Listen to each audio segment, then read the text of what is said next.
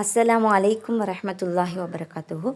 Part 2 கொஷனுக்கு எப்படி answer பண்ணுற, part 2ல் வரக்கூடிய கொஷன்ஸ்க்கு எப்படி நாங்கள் ஆன்சர் பண்ணுற அப்படின்னு சொல்லி ஒரு ஸ்டூடெண்ட் கேட்டிருக்கிறார். ஸோ அதுக்கான வீடியோ தான் இது. எனக்கு பார்ட் 2 கொஷனுக்கு ஆன்சர் பண்ணுற மெத்தட் தெரியும், எங்களோட டீச்சர்ஸ் எங்களுக்கு சொல்லி தந்திருக்கிறாங்க, எங்களோட சிஸ்டர்ஸ்மார் எங்களுக்கு சொல்லி தந்திருக்கிறாங்க அப்படின்னு நினைக்கிறவங்க இந்த வீடியோவை ஸ்கிப் பண்ணிக்கலாம், பிரச்சனை இல்லை. தெரியாதவங்க மட்டும் இந்த வீடியோவை பாருங்கள். இப்போது எங்களுக்கு பகுதி 1 பகுதி 2 அப்படின்னு சொல்லி எங்களுக்கு பார்ட் 2 கொஷின் அதில் நாங்கள் பார்க்கலும். எங்களுக்கு டோட்டலாகவே 8 கொஷின்ஸ் தந்திருப்பாங்க. அதில் நாங்கள் 5 கொஷின்ஸ்க்கு ஆன்சர் எழுதணும். சரியா, 5 கொஷின்ஸ். இப்போது அந்த 5 கொஷின்ஸை நாங்கள் மார்க் பண்ணுவோம். என்ன 8லேருந்து எங்களுக்கு எது நல்லா தெரிஞ்ச கொஷின்ஸ் பார்த்து 5 கொஷின்ஸை நாங்கள் எடுப்போம். அந்த 5 கொஷின்ஸ்லேயும் எது எங்களுக்கு பெஸ்ட்டாக எழுதலும் அப்படின்னு சொல்கிற கொஷனை தான் நாங்கள் ஃபர்ஸ்ட் எழுதுவோம். உதாரணமாக பகுதி 2லேருந்து எனக்கு 8வது கொஷின் தான் நல்ல பெஸ்ட்டுன்னு சொன்னால் ஃபர்ஸ்ட் பேஜில் நாங்கள் 8வது கொஷின் அப்படின்னு சொல்லி போட்டு அதில் நாங்கள் எழுதுவோம். அதாவது பார்ட் 2 பகுதி 2ன்னு சொல்லி போட்டு 8வது கொஷினை நியூ பேஜில் ஸ்டார்ட் பண்ணி நாங்கள் அதில் எழுத ஸ்டார்ட் பண்ணுவோம். இப்போ இப்படி நாங்கள் அறிமுகம், உள்ளடக்கம், முடிவுரை இந்த 3 பார்ட்ஸில் நாங்கள் அதில் இன்க்ளூட் பண்ணியிருக்கணும். நாங்கள் அதில் அறிமுகம்னு சொல்லி எழுதணுன்றது இல்லை. நாங்கள் அறிமுகத்துக்கு இப்போ எப்படியுமே ஒரு 4லேருந்து 5 லைன்ஸ், 5 லைன்ஸ் 6 லைன்ஸ் அதுக்கேற்ற மாதிரி நாங்கள் அறிமுகத்தொண்டை கொடுக்கணும். அப்படி இல்லைன்னு சொன்னால் லாஸ்ட் குறைஞ்சது ஒரு 4 லைனில் எங்களோட அறிமுகம் இருக்கணும். சரியா, 4லேருந்து 5 லைனுக்கிட்ட அறிமுகம் இருந்தால் போதும். அடுத்தது அந்த அறிமுகத்தை எழுதிட்டு ஒரு லைன் விட்டுட்டு எங்களோட உள்ளடக்கத்தை நாங்கள் ஸ்டார்ட் பண்ணணும். அறிமுகத்தோடு சேர்ந்த மாதிரி எங்களோட உள்ளடக்கத்தை நாங்கள் ஸ்டார்ட் பண்ணணும். இப்போ எங்களுக்கு உதாரணமாக இஸ்லாத்தை பற்றி தந்திருக்கிறாங்க, இஸ்லாத்தினுடைய சிறப்பம்சங்கள். அப்படி இல்லைன்னு சொன்னால் இஜ்திஹாத்தை பற்றி, அப்படி இல்லைன்னு சொன்னால் இபாதத்தை பற்றி அப்படின்னு சொல்லி கொஷின்ஸ் வரலாம். சம்டைம் அப்படி வந்துச்சு. எனக்கு உதாரணமாக இஜ்திஹாத்தை தான் நல்லா தெரியும்னு சொன்னால் நாங்கள் இஜ்திஹாத்தை பற்றி ஒரு அறிமுகத்தை கொடுக்குற. எப்படி அறிமுகம் கொடுக்கணும்? இஜ்திஹாத் என்று சொன்னால் இதான், அதாவது இஸ்லாமிய பரிபாஷையில் நாங்கள் இதை படித்தேன். இஜ்திஹாத் என்பது என்று சொல்லி அந்த முழு உள்ளடக்கத்திலே நாங்கள் உள்ளடக்கக்கூடிய ஒரு விடயத்தை சுருக்கமாக நோமலாக நாங்கள் எதை பற்றி சொல்ல போகிறோம் என்று சொன்னதை நாங்கள் அறிமுகமாக கொடுக்கணும். இஜ்திஹாத் என்பது என்று சொல்லி அதில் ஸ்டார்ட் பண்ணி அப்படி நாங்கள் அறிமுகத்தை கொடுத்துட்டு உள்ளடக்கத்துக்கு 1 லைன் விட்டுட்டு நாங்கள் உள்ளடக்கத்தை தெளிவான விடயமாக எழுதணும். தெளிவாக இருக்கணும். நாங்கள் எழுதக்கூடிய விஷயம் தெளிவாக இருக்கணும். அப்படி நாங்கள் அப்படியே பந்தியாக ஃபுல்லாகவே எழுதிட்டு போகாமல் ஒவ்வொரு பந்தியாக நாங்கள் எழுத ஸ்டார்ட் பண்ணணும். இப்போ இஜ்திஹாத்தை பற்றி நாங்கள் போன கிளாஸில் படித்தோம். என்ன அந்த விஷயங்களில் இஜ்திஹாத்னு சொன்னால் என்ன, இஜ்திஹாத்தோட பதவிலக்கம், அதோட பொருள், அதே போல் இஜ்திஹாத்தோட இஸ்லாமிய பரிபாஷையில் என்ன, அதே போல் இஜ்திஹாத் செய்கிறதுக்கான ஆதாரங்கள், இப்படி தாண்டி ஒவ்வொன்றா ஹெட்லைன் போட்டு அழகா பார்க்குறதுக்கு மாஷா அல்லாஹ். உங்களுக்கும் பிள்ளைகள் நீங்கள் வாய்ஸ் ரெக்கார்டை கேட்ட உடனே சரியா, நான் உங்களுக்கும் அந்த போட்டிருக்கக்கூடிய அந்த வீடியோஸ் எல்லாம் நீங்கள் அப்படியே கேட்குற டைமில் உங்களுக்கு மனசில் பதியும் அந்த விஷயங்கள். ஸோ நாங்கள் நேரடியாக படிக்கிறத விட நாங்கள் கேட்குற விஷயங்கள் எங்களுக்கு என்ன மைண்டில் பதியும்.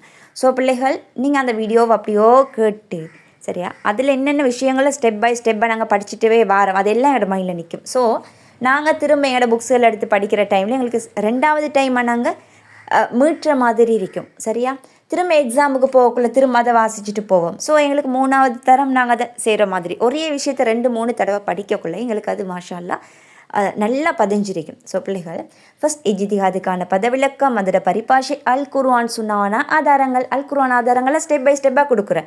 எங்களுக்கு அல் குர்ஆன் வசனத்தோட அத்தியாயத்தோட ஞாபகம் இல்லைண்டா ப்ரெக்கெட்டில் நாங்கள் அல் குர்ஆன் அப்படின்னு போடுவோம். ஹதீத் ரீதியான ஆதாரங்களை கொடுப்போம், ஹதீத் அப்படின்னு சொல்லி போடுவோம். அதே போல் இஜ்திஹாதுக்குள்ளே வரக்கூடிய முஜ்தஹித், அது அவருக்கு இருக்க வேண்டிய விடயங்கள், அது எல்லாத்தையுமே நாங்கள் கொடுப்போம். சரி, சம்டைம் உங்களுக்கு கட்டுரை வினாவாக வந்துச்சுன்னு சொன்னால் சொல்கிறேன்.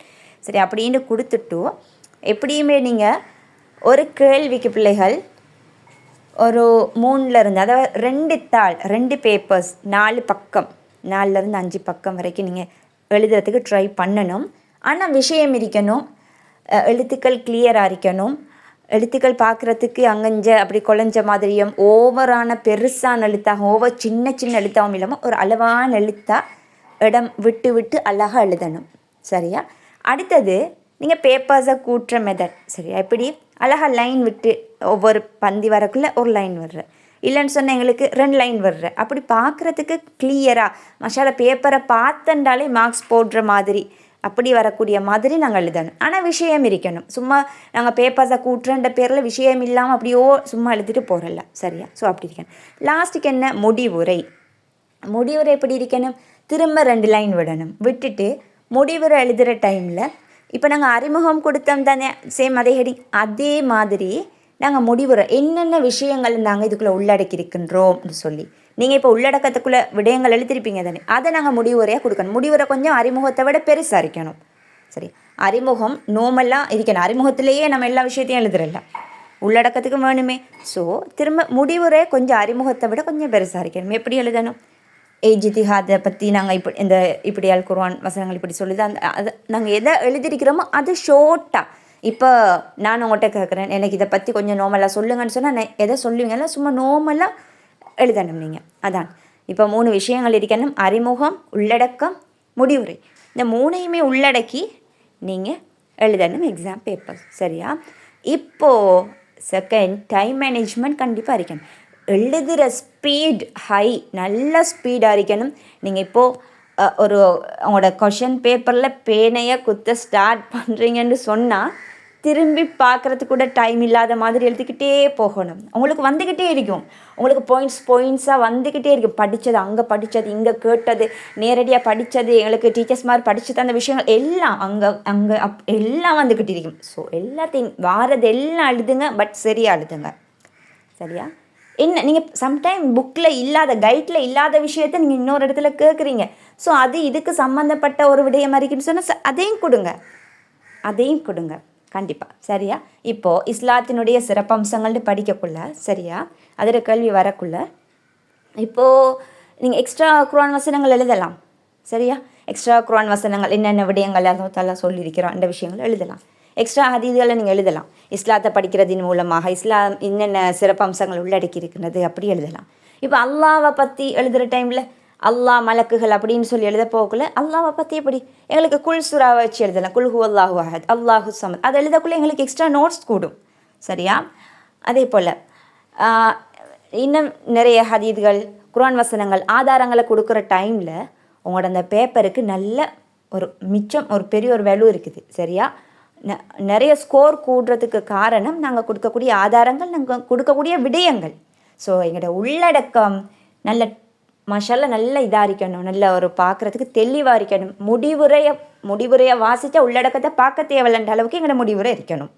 அதே போல் அறிமுகம், அதுக்கு மேலே நாங்கள் டைமிங் வச்சு எழுத பழகணும். 20 நிமிஷத்துக்குள்ளே 2 பேப்பர் 4லேருந்து 5 பக்கம் எழுதுறதுக்கு நாங்கள் ட்ரை பண்ணணும். 4லேருந்து 5 பக்கம், சரியா? 20 நிமிஷத்துக்குள்ளே ஒரு 5 பக்கத்துக்கு தாண்டினாலும் பிரச்சனை இல்லை. மேக்ஸிமம் 5, சரி, 5 பக்கம் நீங்கள் எழுதுறதுக்கு ட்ரை பண்ணுங்கள் 20 நிமிஷத்துக்குள்ளே. 20 நிமிஷம் ஆகிட்டு எங்களோட டைம் பார்த்து எழுதுங்க. அப்படி வாட்ச் கண்டிப்பாக தேவை. டைம் பார்த்து எழுதுங்க. இன்னொருத்தட்ட ஹெல்ப் கேட்காத அளவுக்கு போகணும் நாங்கள் எக்ஸாம் எழுதுறதுக்கு. ஸோ இப்படித்தான் நாங்கள் எங்களோட பார்ட் 2 கொஷின்ஸ்க்கு நாங்கள் பதில் கொடுக்குறது. இப்போ அவளுக்கு சுருக்கம் எழுத சொல்லி வருது. சுருக்கமாக எழுதுக அப்படின்னு சொல்லி ஒரு 5 கேள்வி வருது ஒரு வினாவில். ஒரு இப்போ 2வது கேள்வியில் சுருக்கம் எழுதுகன்னு சொன்னால் 4 விஷயத்தை பற்றி தந்துட்டு 4க்கும் 5 மார்க்ஸ்ன்னு சொன்னால் ஒரு 5 மார்க்ஸுக்கு நாங்கள் ஒரு பேஜ் கணக்கில் எழுதணுன்றது இல்லை, ஒரு பேஜ் 2 பேஜ் எழுதணும்னு இல்லை. நாங்கள் எப்படி எழுதலாம், ஒரு ஹாஃப் பேஜுக்கு, ஒரு பேஜில் ஒரு அரைவாசிக்கு, மேலேருந்து ஒரு அரைவாசிக்கு, அதாவது ஒரு பக்கத்தில் ஒரு கொஞ்சம் முடிகிற மாதிரி நாங்கள் எழுதலாம். ஃபுல்லாக எழுதணுன்றதும் இல்லை. சம்டைம் அவங்களுக்கு டைம் இருக்குது, ஃபுல்லாக எழுத போகிறீங்கன்னு சொன்னால் டைம் இருக்குது, எக்ஸ்ட்ரா நோட்ஸ் எல்லாம் இன்க்ளூட் பண்ண என்னால்ன்னு சொன்னால் கண்டிப்பாக அதை செய்யுங்க. சொன்னால் அதுக்கும் அவங்களுக்கு மார்க்ஸ் இருக்குது, அவங்களோட டேலண்ட்டுக்கு மார்க்ஸ் இருக்குது, சரியா? ஸோ அதையும் செய்யுங்க. சுருக்க வினாக்கள்ன்ற பேரில் எனக்கு தெரியும்னு சொல்லிட்டு எல்லா விஷயங்களையுமே எழுதிட்டு போனீங்கன்னு சொன்னால் உங்களுக்கு கிடைக்க போகிற மார்க்ஸ் 5 தான். ஸோ நீங்கள் அதை எங்களோட மார்க்ஸை மெயின் பண்ணிக்கொள்ளணும். நாங்கள் மார்க்ஸையும் பார்க்கணும். பக்கத்தில் எங்களுக்கு மார்க்ஸ் போட்டிருப்பாங்க 5 மார்க்ஸ் 10 மார்க்ஸ் அப்படின்னு சொல்லி. ஸோ நாங்கள் அந்த மார்க்ஸையும் நாங்கள் மெயின் பண்ணணும், சரியா பிள்ளைகள்? அடுத்த விஷயந்தான், இப்போ நீங்கள் வேறு கலர்ஸ்கள் யூஸ் பண்ணுற, பென் மாற்றி யூஸ் பண்ணுற அப்படின்னு சொல்லி இல்லாமல் நீங்கள் ஃபர்ஸ்ட் என்ன செய்யுங்கன்னு சொன்னால் நீங்கள் இந்த ஒரு இப்போ ப்ளூ கலர் யூஸ் பண்ணுறீங்கன்னு சொன்னால் ப்ளூ கலர் பென் ஃபுல்லாகவே எழுதுங்க, எல்லா நோட்ஸையுமே அதாலே எழுதுங்க. எழுதிட்டு நீங்கள் 20 நிமிஷம் தானே ஒவ்வொன்றுக்கும், இப்போ சம்டைம் 25 நிமிஷம் போகலாம். ஸோ அப்படியே நீங்கள் எழுதிட்டு வர டைம் உங்களுக்கு லாஸ்ட்டில் உங்களுக்கு எப்படியும் 15-20 நிமிஷம் உங்களுக்கு எக்ஸ்ட்ரா இருக்கும். நீங்கள் டைமை மேனேஜ் பண்ணி எழுதுனீங்கன்னு சொன்னால் லாஸ்ட் டைமில் உங்களுக்கு 20 நிமிஷம் எக்ஸ்ட்ரா இருக்கும். நீங்கள் அவ்வளோ குயிக்காக எழுதுவீங்க, ஃபாஸ்ட்டாக எழுதுவீங்க, கை கடுக்கும், அப்படி இதாக இருக்கும். பட் நீங்கள் எழுதிட்டே போவீங்க, லாஸ்ட்டில் உங்களுக்கு 20 நிமிஷம் இருக்கும். சரியா? ஸோ அந்த டைமில் நீங்கள் என்ன செய்யலாம், எக்ஸ்ட்ரா பிளாக் பென்னோ அல்லது எக்ஸ்ட்ரா கலர்ஸ் பென்னோ, சரியா? நீங்கள் பிளாக் பென் எடுத்தீங்கன்னு சொன்னால் நல்லா பிளாக் அண்ட் ப்ளூ யூஸ் பண்ண நல்லா மிச்சம். சரியா? ஸோ பிளாக் கலர் பென்னால் நீங்கள் என்ன செய்யலாம், அண்டர்லைன் பண்ணி காட்டலாம். நீங்கள் ஹைலைட் பண்ணி காட்டுறதுனா அண்டர்லைன் பண்ணி காட்டலாம். எப்படி, நான் இந்த ஆதாரம் போட்டிருக்கிறேன், அல் குர்ஆன் வசனம், உங்களோட பேப்பர் நீங்கள் செய்யுங்க. கண்டிப்பாக எதை செஞ்சால் எங்களுக்கு பார்க்குறதுக்கு நல்ல அட்ராக்டிவாக இருக்குமோ அப்படி செய்யுங்க நீங்கள் பேப்பர். அதுக்காக கீறி வட்டி குத்தி விளையாடுறல. ஸோ இப்படியான விஷயங்களின் மூலமாக நாங்கள் நல்ல முறையில் மார்க்ஸில் எடுக்கலாம். ஸோ இப்படி தான் நாங்கள் பார்ட் 2 கொஷின்ஸ்கள் எழுத வேண்டி வரும். சரியா? அடுத்த இன்னொரு முக்கியமான ஒரு விஷயம், இப்போது 8 கொஷின்ஸில் உங்களுக்கு 3 கொஷனுக்கு தான் தெரியும், அப்படி இல்லைன்னா 4 கொஷனுக்கு தான் எனக்கு நல்லா தெரியும், மற்றதில் எனக்கு நான் படிக்கலையே, இந்த சாப்டர் நான் தொடவே இல்லையே அப்படின்ற ஒரு சாப்டர் சம்டைம் உங்களுக்கு வந்துச்சுன்னு சொன்னால் அப்படி யாரும் போயிடாதீங்க. சம்டைம் அப்படி வந்துச்சுன்னு சொன்னால் அதை எழுதாமல் மட்டும் வந்துடாதீங்க. அந்த கொஷனை தொடாமலே நான் ஒரு கொஷனை விட்டுட்டேன், நான் எழுதி எனக்கு தெரியாதுன்னு சொல்லிட்டு மட்டும் வந்துடுறாங்க. இப்போது அந்த உங்களுக்கு தெரியாத அந்த கொஷனை எழுதுங்க. லாஸ்ட்டாக தானே எழுத போகிறீங்க, தெரிஞ்ச கொஷனை ஸ்டெப் பை ஸ்டெப்பாக நீங்கள் எழுதிட்டு வந்து லாஸ்ட்டாக அந்த தெரியாத கொஷனை சூஸ் பண்ணி எழுதுறீங்க. எழுத ஸ்டார்ட் பண்ணக்குள்ளே எங்களுக்கு இருக்கக்கூடிய நாலேஜ், எங்களுக்கு இஸ்லாத்தை பற்றி, நாங்கள் முஸ்லீம் என்ன, எங்களுக்கு இருக்கக்கூடிய நாலேஜை வச்சு நாங்கள் என்ன செய்கிறோம், ஒரு அறிமுகத்தை கொடுக்குறோம். கொடுத்துட்டு அல் குர்ஆன் வசனங்கள் நாங்கள் ஆல்ரெடி சொல்லியிருப்போம், அல் குர்ஆன் வசனங்கள் நிறைய படிச்சிருப்போம், நிறைய பாடமாக்கியிருப்போம். ஸோ அந்த பாடமாக்கின விஷயங்களை நாங்கள் இதில் இன்க்ளூட் பண்ணாமல் சில விடயங்களை விட்டிருப்போம். ஸோ அந்த அல் குர்ஆன் வசனங்கள் இதுக்கு இதுக்கு சார்ந்த ஒரு வசனமாக இருக்கலாம். ஸோ அந்த வசனத்தை கொடுக்குறோம். கொடுத்துட்டு உள்ளடக்கத்தை எப்படி நோமலாக எழுதுகிறோம். எங்களுக்கு 10 மார்க்ஸ் 10 மார்க்ஸ்ண்டு 2 கேள்வி இல்லை எங்களுக்கு. ஒரு நம்ம சும்மா விட்டுட்டு போய் 0 அடிக்கிறத அதில் 5 இதில் 5ன்றாலும் 10 மார்க்ஸ் எங்களுக்கு கிடைக்கும். சரியா? ஸோ யாருமே எந்த கொஷன்ஸையும் விட்டுறாதீங்க. மேக்ஸிமம் 5 கொஷனுக்கும் நல்லபடியாக ஆன்சர் பண்ண பாருங்கள். இப்படித்தான் செகண்ட் பார்ட்டுக்கு நாங்கள் ஆன்சர்ஸ் எழுதுகிறேன். ஸோ பிள்ளைகள், இந்த வீடியோ யூஸ்ஃபுல்லாக இருந்துச்சுன்னு சொன்னால் கண்டிப்பாக எடுத்துக்கோங்க. அப்படி இல்லை இதெல்லாம் எனக்கு ஆல்ரெடி தெரியும்னு சொல்கிறவங்க ஸ்கிப் பண்ணிக்கோங்க.